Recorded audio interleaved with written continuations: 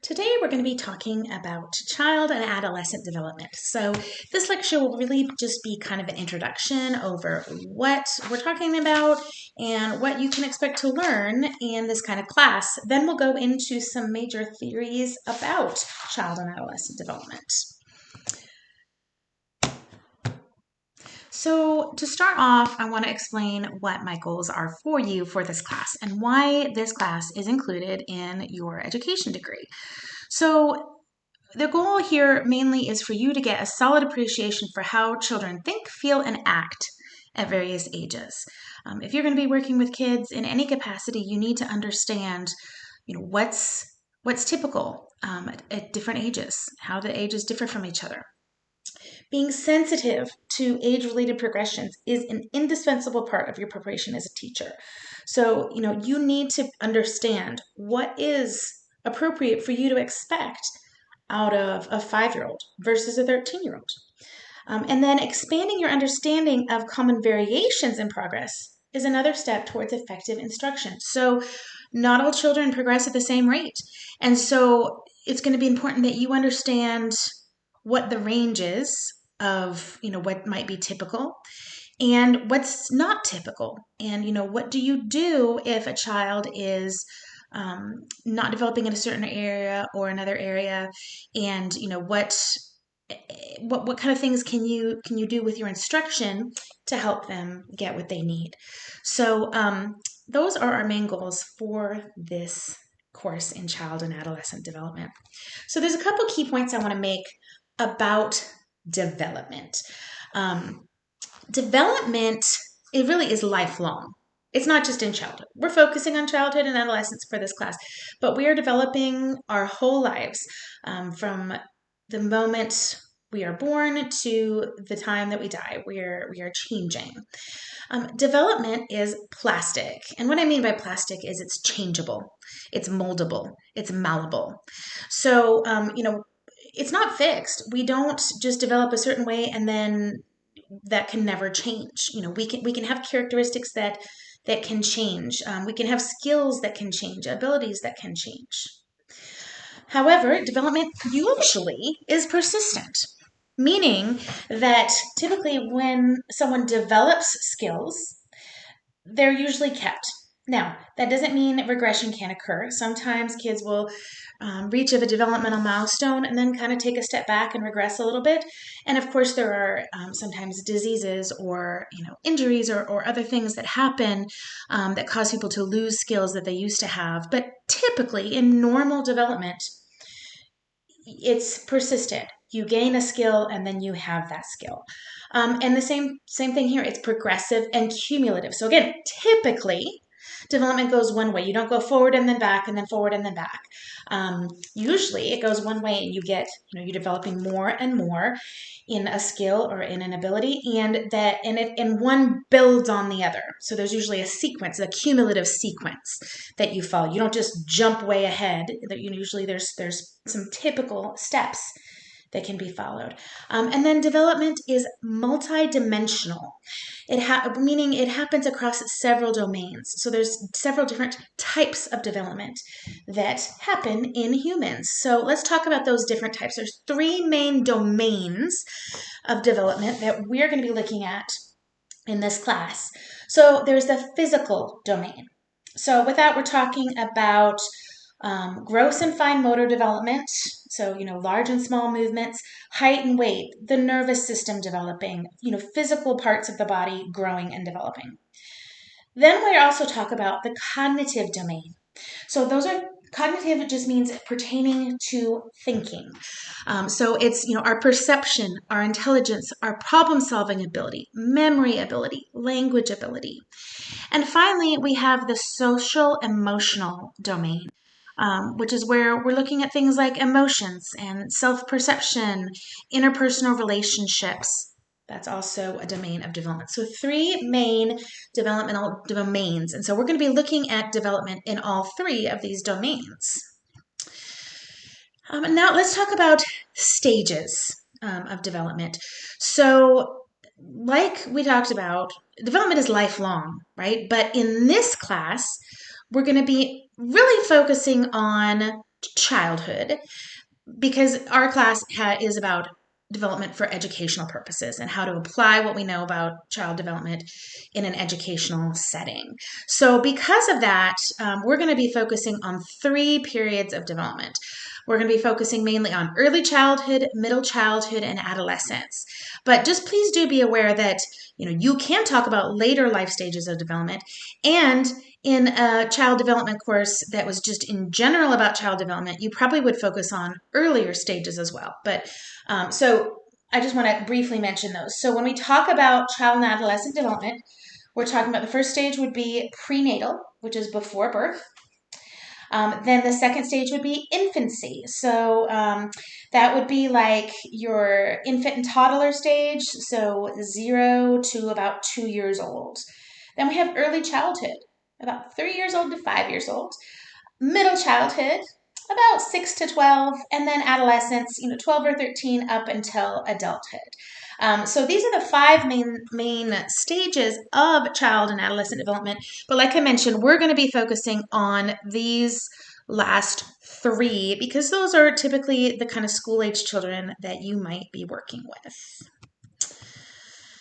All right, so I want to talk just briefly about the concept of a sensitive period in development. And we'll come back to this later throughout the course. But the idea with development is you can learn things at all different times, right? If you don't get a skill at a certain point or an ability, you can learn it later. But there's certain time periods where your brain is primed to acquire a new skill. Where it's sensitive to it, it's ready for it. It's going to be easier at that point in time. Now, it doesn't mean someone can't learn that skill later on, but it means it's easier and at that time. So an example of that would be language development. So your brain is primed to learn language between birth and maybe up till about 5. That is like your sensitive period for learning language, because think about it, you're learning everything about language in that time period. You're learning sounds, then you're learning words, and you're learning, how to have a conversation, and you're learning how to put together sentences. And by the time you're about 5, 5-year-olds don't necessarily always sound completely eloquent in what they're saying, but a 5-year-old certainly can use correct grammar and has, usually a pretty decent vocabulary. So your brain is kind of primed for that at that point. That's why it's easier to learn a second language when you are young. If you introduce a child to a second language when they're between 0 and 5, they're very likely to become fluent in it. Now, does that mean you can't learn language later? No, not at all. You absolutely can learn language later, but it's not as easy because your brain's not as primed for it. So there's been studies on, children that have maybe been isolated or things like that, and they don't learn language as an infant and toddler. They can learn it later, but it's going to be more difficult. So language is just one example. There's other sensitive periods in development. And so what does that mean for us if we're working with children? Well, one thing that's important to know is it's never too late to help a child develop something. But also, if we know that the certain age that we're working with if that's a sensitive period for them to develop a certain skill, we need to really make sure that we are focused on that and we give them every opportunity to develop it at that time. Okay, so we're going to talk about some of the major theories of child development, and we'll get into some more later in the course. But for now, there's 3 kind of classic old school theories that have been around a while, and I want you to just basically know which theorists are associated with them and kind of what the difference is between them. Okay? So the first one is Freud, and I'm sure you've heard of him. And really, his theories about development, it really was the only theory around up until about the 1950s. He kind of invented this field of psychology and development, studying development, and his ideas were kind of law for a long time. Quite honestly, like since the 1950s, these ideas have fallen out of favor a little bit. We look at him now sometimes and we're like, maybe he had some points, but I think he's missing a lot of stuff. So this is the psychosexual theory. And you can study more about Freud, in Psychology 101 or in other psychology classes, but basically, he really felt that your personality is formed in your first few years. And so it's pretty set. And those first few years are very important. He talked about the id, ego, and superego. We'll talk about that in a minute. And he believed that people develop through stages. And we'll talk about those stages. Those stages were all sexually related. That was kind of his big focus. And his thought was that, you had to progress through each stage in order, and you could become stuck at a stage, and that would affect you, the rest of your life. And a lot of the focus in Freud's theories is on parents and on how, you blame. There's a joke about Freud always blaming the mother. But it's kind of true. It's he'd blame the parenting or the mother or, relationship with your parents as, to why you might be stuck in a stage. So I don't want to spend too much time on this, but these were his stages. You can just kind of take a look at that. And so the idea is you have to progress through each of these and move on to the next. And if you get stuck at one, then it's gonna cause problems with you, and with your well-being. So you can take a look and see what the different stages are here, and you can do more reading on that. There's also information in the text about his stages. The other important thing to know about Freud is that he had this idea of the self as having 3 parts. Okay, so the idea is that each person, your personality, yourself has 3 pieces to it: the id, the ego, and the superego. So the id is like your primal instinctual part. It's driven by just your need for immediate gratification and pleasure. So, it's driven by impulses and hunger. So if you're starving, you're like, I need to eat right now. That's your id talking, right? And then the super ego is like your moral compass. That's like, you can't do that. That's wrong. Or, is trying to follow rules. And your super ego is kind of like, and excuse me, I'm sorry. Your ego is like the rational part that tries to kind of mediate between the id and the superego and tries to help you interact with the real world and do things in a more practical way. So that's just a very brief summary of Freud and his psychosexual theory. Next, we have Erikson's psychosocial theory. And this is much more commonly still used now. And he focused his thoughts on more on people's conscious thoughts instead of unconscious urges. So you saw with Freud, he's like, you're driven by these urges, you're an urge to suck on something or, whatever at the different stages, but Erikson is thinking more, it's not more about those unconscious urges, it's more about your conscious thought. Erikson also had stages that go over your whole lifespan. You noticed Freud's stages stopped with adolescence, but Erikson has stages that you go through over your entire life. And the idea with these is that in each stage, you have a task or a crisis, 2 opposing things that you need to resolve. And you need to do that in order to move on to the next stage. And so your work or your job of development at that time is for you to resolve that crisis. So let me explain what that means. So here are the stages. Okay, so we start out over here in infancy. And the crisis or the task for infancy is trust versus mistrust. So at this point, babies need to learn to either trust the world if their needs are met and trust adults if their needs are met, or they learn to mistrust if their needs are not consistently met. So the takeaway from that is if you were raising an infant or working with an infant is, you need to meet their needs so that they develop that sense of trust. The next stage is autonomy versus shame and doubt. Autonomy means independence and self-sufficiency. So the idea is if children are praised, they're able to, learn new skills and they're given reinforcement for that, then they are going to learn to be independent and self-sufficient. If they're constantly criticized, then they're going to develop shame and doubt about themselves. The next step is initiative versus guilt.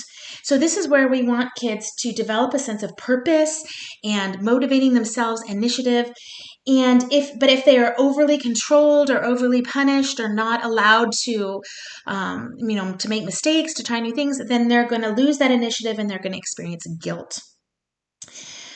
So that takes us kind of up through preschool. The next stage, industry versus inferiority, is kind of what we would consider school age, like maybe 6 to 12. And during that sense, it's similar to the previous one, where they're going to develop a sense of competency and achievement. I can do things, I'm capable, I'm smart, or they're going to feel inadequate and inferior if they're constantly, compared to others or constantly criticized. In adolescence, so, about 12 to 18, 19 years old, it's identity versus role confusion. So adolescence is the time where kids are trying out different identities. Who am I? Am I the same as my parents? Do I believe the same things as my parents? Do I want the same things as my parents? Who am I as a person? What is my personality like? And so the important task that they have in that stage is to explore those things, and to figure out who they are as a person. And if they are not able to figure out who they are, then they experience role confusion. Young adulthood is when, he's considering this to be like 18 to maybe like 30, 40. And it's where you're establishing relationships. So intimacy versus isolation. So, are you able to form relationships with other people as an adult to be part of a community? And not just, part of this is romantic relationships, but part of this is also just any kind of relationships with the community. So are you able to form those relationships and connections, or do you experience isolation and loneliness? Middle adulthood. So we're talking maybe 30s, 40s, 50s, 60s. Generativity versus stagnation. So do you feel productive? And not just in like a money way, that's not what it means. It's more like, do you contribute to society? Are you contributing to future generations? Are you giving back? Are you mentoring people? Are you impacting the future? And that kind of thing. That would be generativity. And if you're not able to do that, then you're going to feel stagnation. So you're going to become self-absorbed. And then finally, in old age or later adulthood, so maybe like 65, 70 and up, that's where you look back on your life. And, you have ego integrity, means that, you look back on your life and you're like, yes, I have acted in a way that fits with my values. I'm proud of what I've done. I have satisfaction of what I've accomplished. Or do you have regret and despair over wasted time, over not doing what you felt like you were called to do? So that's a lot, but it's important to know what these tasks are for school-age children, because we want to be able to help them with these tasks. And so, the takeaway from this is we need to help children be able to trust us. We need to help children be able to feel like they are competent and capable. We need to help them, support them when they're trying to figure out who they are as a person. Okay, so that was Erikson. Now, the last theory I wanted to touch on here is behaviorism. And there's a lot more to this as well, but it's just something you need to know a little bit about. This is covered in other courses as well. But the three main theorists I just want to mention with behaviorism are Pavlov, Skinner, and Bandura. So this is a different mindset than the other two. The other two were about stages, that people went through, like normal developmental stages. These are more about development in terms of like how you can shape or how people's behavior is shaped. And this is much more of a cause and effect type model. So you've heard of Pavlov probably if you've ever taken any kind of psychology class. So Pavlov kind of pioneered this behaviorism concept. And Pavlov, his most famous experiment was with a dog. And so the idea was that a dog will naturally, when it's shown food, when food is present, a dog will salivate or drool, right? They want the food. They'll get ready to eat the food. You don't have to teach the dog to do that. That's an instinct. Okay? So what Pavlov did in this experiment is he would present the food to the dog, and the dog would salivate. But then what he would do is he would ring a bell when he was giving the dog the food. Now, a bell does not naturally give you any kind of response. It doesn't naturally make you salivate, right? It's just a bell. But over enough time, having the food paired with the bell, the food and the bell would be there, the dog would salivate. And after enough of that, then he could just ring the bell, there would be no food there, and the dog would salivate. Because the dog had learned or been conditioned to associate food with the bell. So when the bell rang, the dog's like, food's coming, I'm going to start drooling, right? So the idea here is that you can condition behavior. So if you pair two things together, or if you pair something that's not an instinct with something that is an instinct, you can associate the two. Okay, so then Skinner kind of took this and made this a little more practical. Like, well, okay, so how can we use this for learning or for teaching? And at this point, this was not about kids. This was like research with animals.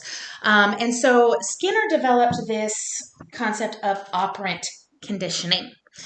And so basically, it's when you have a voluntary behavior that you're trying to increase or decrease. And so you associate consequences with that behavior to either increase or decrease the behavior. Okay? So for example, you have a mouse that you're experimenting on, and every time the mouse pushes this one button, it gets food. If it pushes the button with its nose, it gets food. Okay? Well, what's the mouse going to do? Push the button more, right? You're going to increase the button pushing behavior because the mouse gets food, and that's a natural reward, and so it's going to increase the behavior.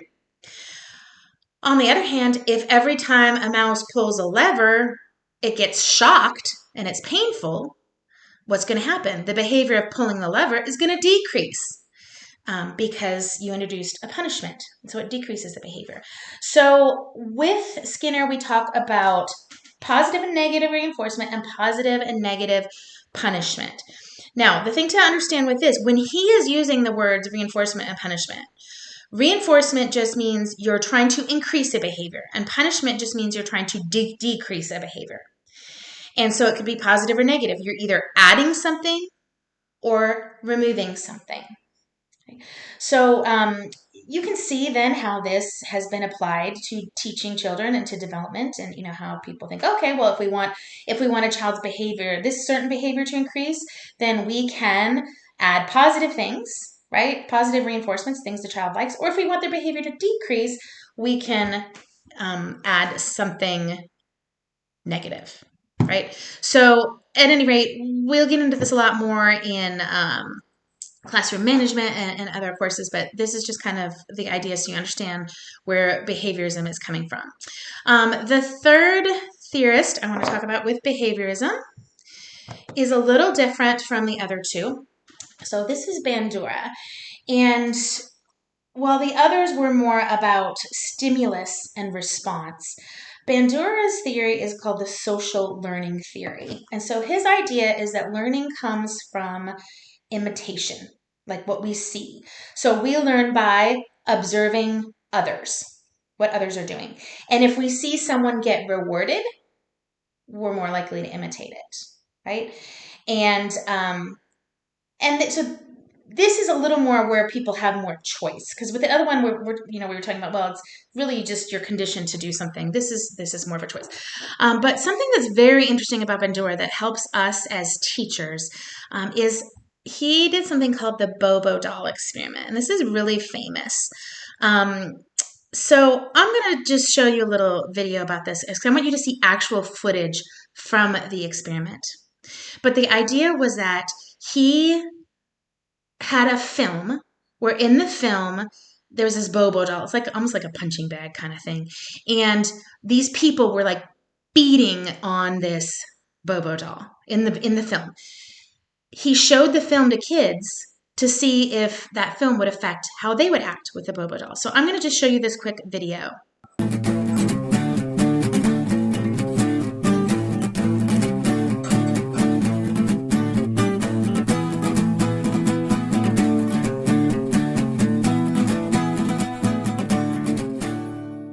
My initial research and observational learning centered on the social modeling of aggression. In our experiment, preschool children observed an adult model beat up an inflated Bobo doll in novel ways. She pummeled it with a mallet, flung it in the air, kicked it repeatedly, and threw it down and beat it. And these novel acts were embellished with hostile remarks. The children were then left in the playroom that had a variety of toys. Now, the children who had observed the aggressive modeling adopted much of it. They even invented new ways for attacking the doll. Children who had not observed the adult model were less aggressive and never hit the Bobo doll in the novel ways that were modeled. The children who had been exposed to the aggressive modeling showed an increased attraction to guns, even though the adult model never used them. At the time we did this research, it was widely believed that seeing others venting aggression would drain away the viewer's aggressive drive.